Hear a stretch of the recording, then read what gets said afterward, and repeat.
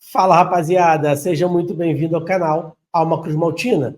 Aqui é Andrezinho falando e hoje vamos falar da não contratação do jogador Bruma, do Sport Braga, que o Vasco já tinha documentações trocadas entre o clube e já tudo acertado com o jogador. Porém, o Benfica, de última hora, perdeu o seu ponta, Di Maria, e precisava de um outro ponta para o seu lugar. E já tinha buscado o Bruma, né? Já tinha analisado o jogador Bruma e fez uma nova proposta.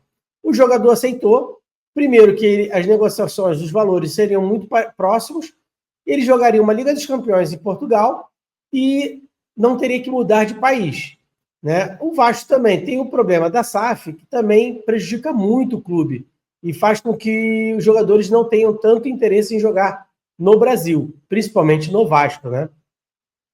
E eu também vi aqui uma colocação do Lucas Pedrosa, pois tinha torcedores falando, você falou que ele vinha e agora ele não veio, não estava fechado. Estava praticamente, mas deixa eu colocar o que ele colocou no seu Twitter. Vou falar aqui, rapidamente. O Vasco já tinha enviado a proposta formalizada e seus documentos, e esperava o documento do Braga para ter a assinatura do Bruma. Isso se chama troca de documentações.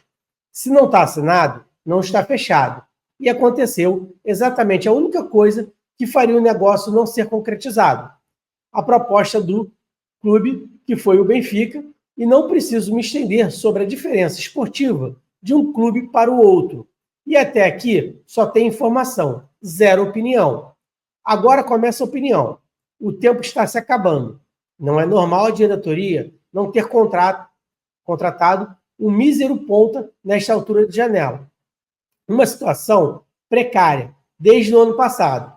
Se não fechar, como garantiram com pelo menos 2 pontas até o fim da janela, a diretoria ser chamada de incompetente não será apenas uma opinião de uma parte de torcida, mas a constatação, porque não há outra palavra que possa traduzir melhor a situação.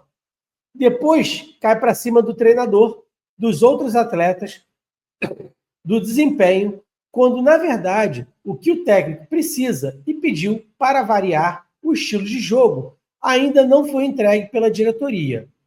Quarta tem clássico. E o Vasco, se não trouxer pelo menos 2 pontas, vai se complicar para o brasileiro. O Vasco tem que trazer, no mínimo, um jogador parecido, ou pelo menos o Rony, que pode ser um substituto do Verratti, ou até mesmo o ponta mais agudo, o que o Alex Teixeira não consegue fazer. Mas precisa também de um outro ponta, caso o Rony tenha que jogar na posição do Verratti, né, um jogador que tenha que jogar na posição do Verratti, esse ponta também assumir a posição, já que o Alex Teixeira ele faz mais para o meio do que cair pelas pontas.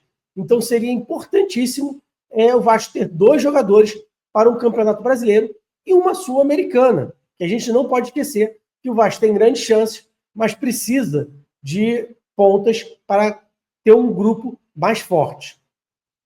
Gente, vou colocar aqui também a tabela do campeonato. Hoje, na quarta-feira, às 9h30, o Vasco joga contra o Fluminense. E o Vasco está em segundo lugar, sendo que o Maricá, o Flamengo, o Botafogo e o Madureira ainda tem um jogo a menos. O Flamengo e o Botafogo é um clássico e o Maricá com Madureira seria o outro jogo. O Vasco pode ser ultrapassado ainda, tanto pelo Maricá quanto pelo Flamengo, caso eles ganhem.